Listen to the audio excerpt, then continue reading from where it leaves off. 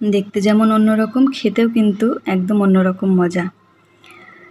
মুরগির মাংস কিন্তু একরকমভাবে খেতে খেতে আমাদের অনেক সময় বিরক্ত এসে যায়, সেই একই রান্না আর ভালো লাগে না।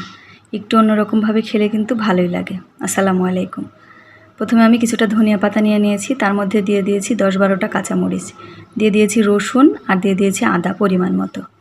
এখানে কিন্তু আমার মাংস খুব বেশি নেই, কয়েকটি লেগ পিসগুলোকে আমি ভালো করে পরিষ্কার করে ধুয়ে একদম সাইড থেকে কেটে কেটে দিয়েছি যেন সেদ্ধ হতে ভালো হয় আর মশলাটা যেন ভালো মতো ভিতরে ঢুকে যায়।